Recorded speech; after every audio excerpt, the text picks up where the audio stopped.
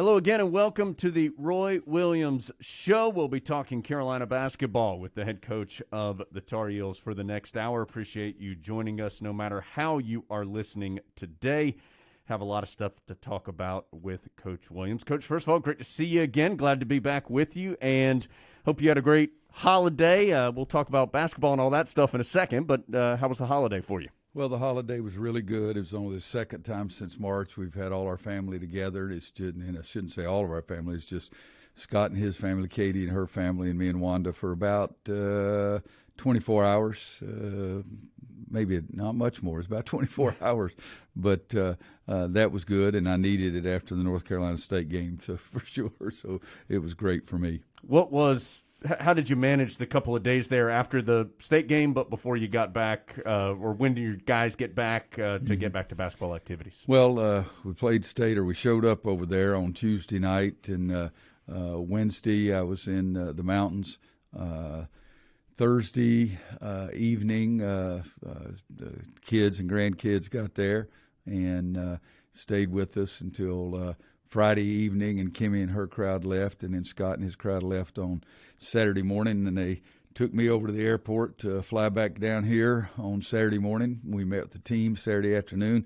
Everyone got tested. We had a lengthy film session. We couldn't do anything physical activity-wise, but we spaced ourselves out even more so than normal, and had a lengthy film session on Saturday and then practiced on Sunday.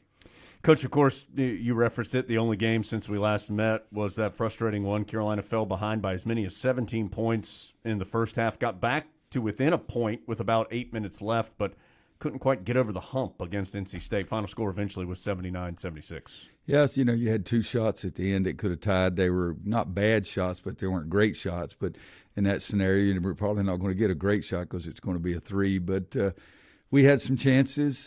We just didn't get over the hump, as you said. But you have to give State credit. They out-hustled us. They had more sense of urgency, made more shots. And then when we started making a little comeback and we'd get right on the edge of maybe taking the lead, and then we'd take a bad shot or turn it over. Never got, as you said, I think, I can't remember if it was on there or not, we got it to one. We never had the ball down one, and we never got it where we had the lead because I think that would have put a little more pressure on them. But they just outplayed us, and the sense of urgency, I keep going back to that because their sense of urgency was so much greater than ours. Coach, State shot the ball really well in the first half. I'm guessing they got higher quality shots than you would like, though. Yeah, I mean, Devin Daniels drove it to the basket, 3 of his first 4 shots. He made his first 4, and 3 of them were drives. Shaquille Moore is really a good player, and yet he hadn't shot that great a percentage from 3, and he makes his first 2 threes. But we gave him better looks than we wanted to give them. And then, again, I go back to the same thing, is that they were quicker to the ball, quicker to the loose ball, quicker to the rebound. They were more efficient where they picked us up with their defense than we were with where we picked them up. And it was just all around, their coaching staff had their group much more ready to play than we did. Coach, it is you win as a team, you lose as a team. Of course, your starting backcourt, though, was just 8 of 28 and 1 of 8 from 3. I know you need a little higher percentage from those guys. Well, we do, but Garrison Brooks was 5 for 14, so he was just like them. I mean, basically, and his shots were a lot closer. So I do try to make sure we don't just pick out and say this player or that player. But sure. Those 3 guys didn't shoot it well. Leakey didn't shoot it well. There were a lot of guys that didn't shoot it well, except for Walker Kessler, Armando, Dayron. They had pretty good percentages. But, no, if your backcourt goes 8 for 24 and then your best, most experienced player goes 5 for 14, you're not going to have a good situation. You mentioned Walker Kessler. He had 3 points, 6 rebounds, 3 steals, 3 blocks. I'm not even sure those numbers really speak to how involved he was, though, in the game. Felt like a breakout game for him. Well, the last 4 minutes of the first half, he's the only reason we were able to get back. We cut it to 7, I think, at halftime, if I'm not mistaken, and it was 90% on his play, and he didn't even take a shot. But just his hustle and his shot blocking, his rebounding, and the whole thing, diving on the floor twice, got us 2 possessions. He was the one person responsible for getting us back close. Coach, last thing about this game, then we'll take a break and move on. You had 52 points in the paint. You had a 19-2 advantage on fast break points.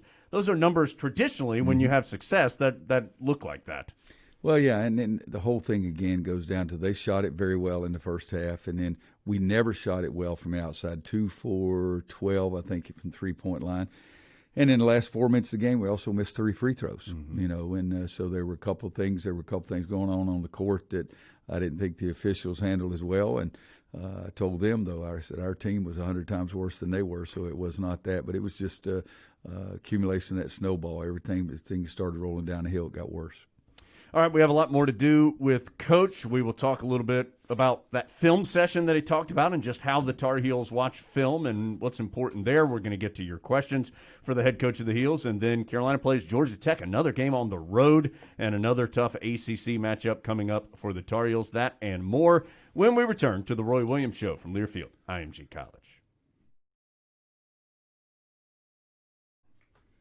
Back on the Roy Williams Show, my name is Jones Angel. He is the Hall of Fame head coach of Carolina basketball, Roy Williams. Thanks so much for being with us today. And, Coach, you mentioned the extended film session with your team when they returned. That's something that you have done from time to time. When you sit down with the guys for a longer film session like that, what are your goals out of that, and what do you hope they bring out of it?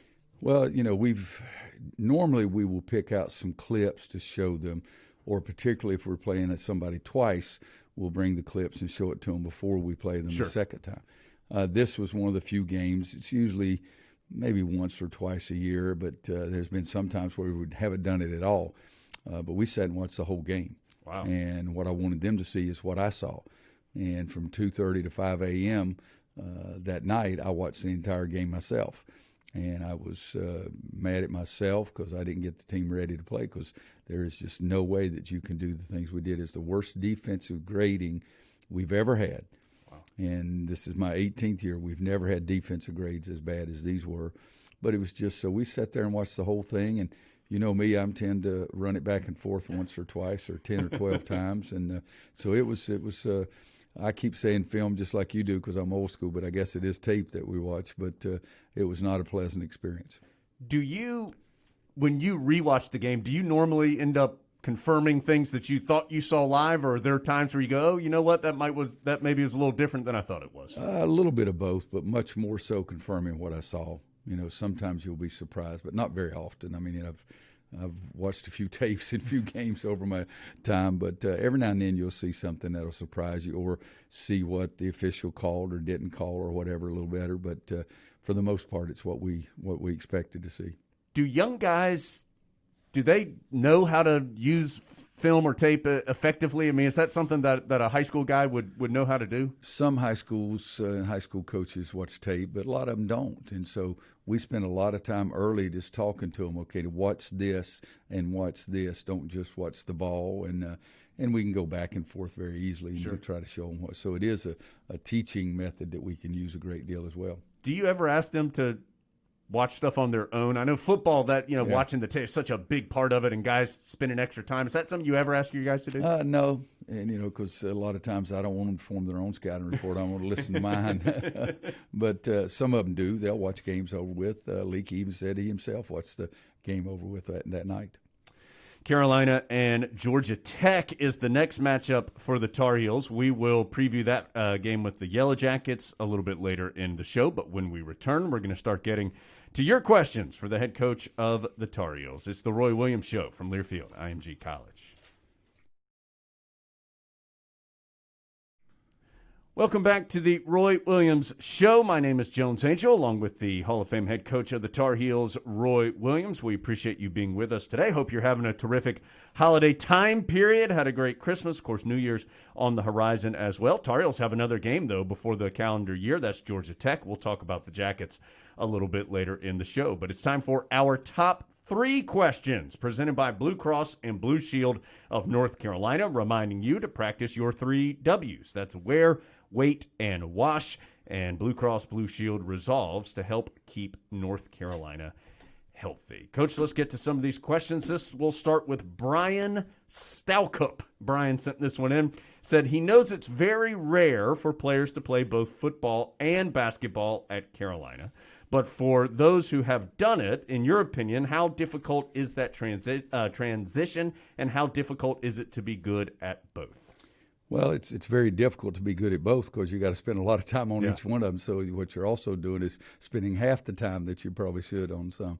But we've had, Jesse Holly was really good for us. I think that he was a guy that was, if he had stayed and kept playing basketball that third year, he would have had game time action because he got to be really good defensively and was into it. David Noel, of course, came as a football recruit but wanted to play basketball his first year when they were going to redshirt him. And then the best of all of them was the big guy.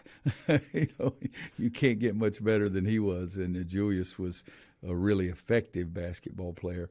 It is hard. The seasons overlap quite a bit.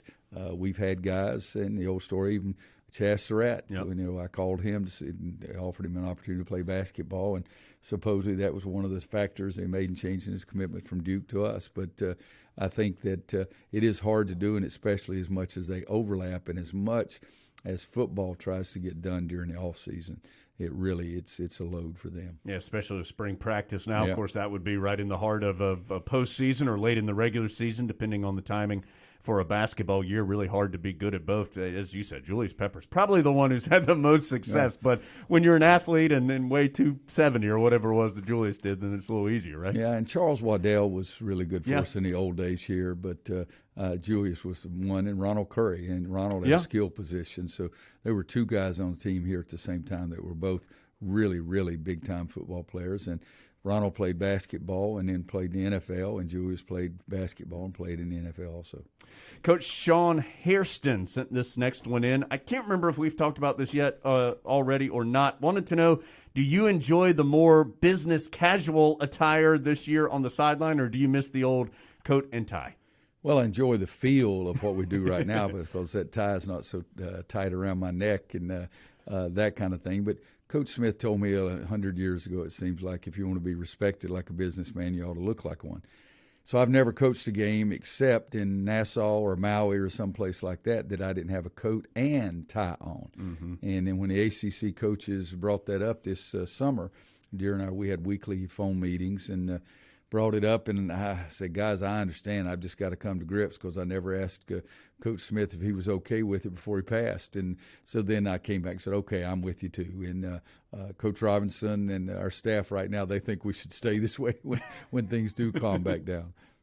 Coach Chad Huggins will bring our third of our top three questions presented by Blue Cross and Blue Shield of North Carolina.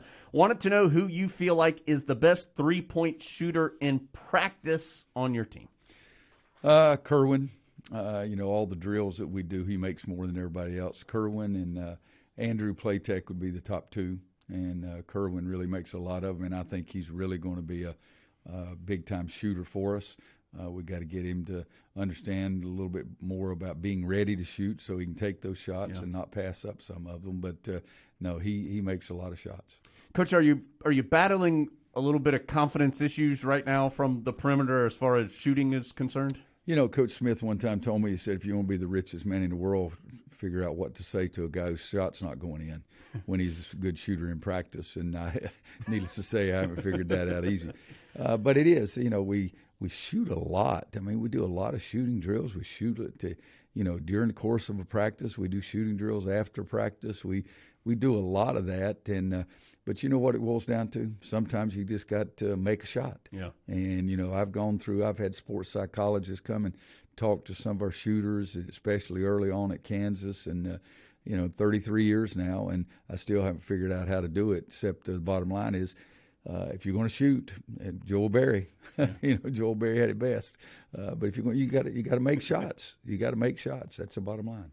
It's been a difficult year for a lot of teams, and again, we talked about this a couple of weeks ago, just with the unique circumstances of this season. Carolina relying on a lot of young guys right now just because of the makeup of the team this particular year. It's a hard year to have young guys needing to play a lot of minutes. And well, we didn't have the preparation for them we've had with some guys in the past, and that was big. And then playing the number, because we got 6 freshmen in our top 10, and I mean they play a lot. Yep. And so it is important to us to give them some confidence, but it's a two-way street. You give me a coach that everybody said, boy, he gives us so much confidence. That's usually because the kid gives him confidence to start with. I mean, it's what comes first, the chicken or the egg kind of thing.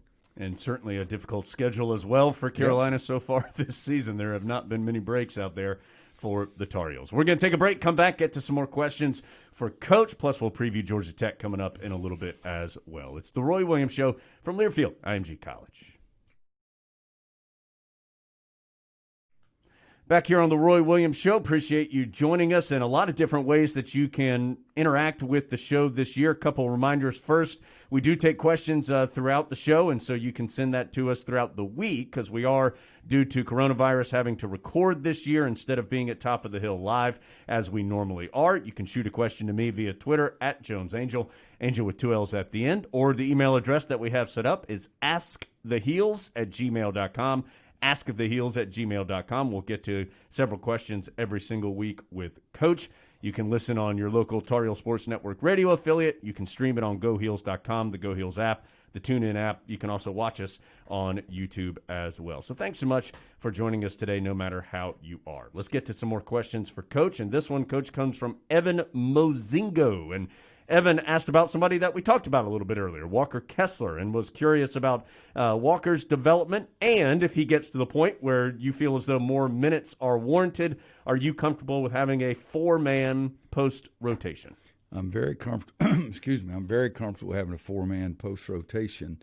I've done it in the past, done it several times in the past, and it is something that's good. But you have to pick. Okay, do you want Tyler Hansbrough as your best? Do you want him to play the same amount of minutes as the fourth guy? And that doesn't usually happen. Right. And so you do try to get those guys in there. And if it's closer, ability-wise, defensively, offensively, rebounding, then you can split it up more evenly. But I'm not opposed to it at all. And Walker missed 14 days of practice the week before we started the season, and he's getting close to getting caught up right now. And we've got to try to spoon feed him and do it quickly all the time, but at the same time, his effort and his hustle and his length, I mean, he's going to be a big-time player. I was going to mention the length. He feels like just one of the longer, wider players with his arms, his wingspan that you've had.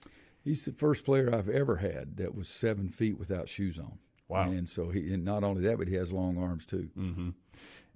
Walker Kessler coming off that nice game against NC State. He and the Tar Heels will see Georgia Tech. We'll talk about the Jackets coming up in just a minute. But, Coach, another question about an individual. This one, the question is from Jacob asking about Leaky and wanted to know if you could talk a little about the contributions that Leaky brings to the team that don't necessarily show up in the stat sheet. Well, defensively, I think he should be the best defensive perimeter player in our league. And he had a terrible defensive game against North Carolina State. And you can't get so caught up in this way I say it. Figure out what your strengths are and make that the most important part of your being out there. And what your weaknesses are, stay away from those things. And Leaky has 2 of the best defensive grades against UNLV and Stanford that I've ever had. And he's had several of the worst that I've ever had. So he's got to have some more consistency out there. But defensively, he can be fantastic. He can help us on the backboards and do those things. And that's what we need him to do is we need him to be Leaky. I told him to look up Dudley Bradley, and that's who he could be like. I know this is the million-dollar question after you just said what you said, but how can that happen? How can you have somebody who can have these unbelievable grades and clearly has the skill set to do it, but then also has some games where he doesn't do as well? It's preparation and being totally focused and involved in the game, and it's mind-boggling to me and our staff completely too. But you got to have that game day preparation and be into it and totally lose yourself in the game. And I find that over the years, the best preparation tends to coincide with performance in the game. And if you have poor preparation, sometimes it shows up in the game as well. But he has, those 2 games, UNLV and Stanford, he was unbelievable defensively, and it was one of the worst I've seen Tuesday night. Coach, last thing before we take a break. This one comes from Seth. Wanted to know how effective you feel as though your run and jump defense has been when you've used it some this year. It was effective in coming back a little bit in Raleigh on Tuesday night. I'm not pleased with it. We worked on it Sunday. We'll work on it today. We've got to get better at it. We're doing okay getting the double team, but we're not getting to the interceptor spots. And the rotation, again, 6 freshmen, and it's completely a foreign language for those guys. Carolina's next action comes Wednesday night. About to say Saturday, not quite. Wednesday night against Georgia Tech. We will talk about the Jackets when we return here on the Roy Williams Show from Learfield, IMG College. Carolina back on the road again. Tar Heels have not had many games in the Smith Center. They'll be in Atlanta Wednesday night to see Georgia Tech. The Jackets 4-3. They had their last game against UAB unfortunately canceled. They have won 4 of their last 5 after an 0-2 start. And, Coach, this is a good, solid, veteran ACC team. Well, you look at those guys who are doing most of the work for them, Alvarado, Moses Brown, those guys, they were there last year. Yeah. You know, they lost their the big center that they had last year, but other than that, the 4 starters that played against us last year are back. Alvarado just did a magnificent job for them here. Moses Brown had a couple of games in the 30s last year. So those guys are the leaders, but Parham, I mean, as you said, it's a veteran team. They beat Kentucky by 18 and had them 25, I think, at one time. So they're playing well now. They did get off to a tough start. Lost first game was, I think, a quadruple four overtime game, and they lost that one by 1. But they've done a nice job since then. So, Coach, your next scheduled game after that, I know you're focused on Georgia Tech, but it was Syracuse here in the Smith Center. That has since been postponed. Do you have any idea what's going on there? No, I don't. I'd like to have an idea because we could make some adjustments, but we have no idea what's going to happen, and I'm hopeful that we'll know what's going to happen before Wednesday's game. If we're not going to make it up, if we're saying it is canceled, then we need to find another game.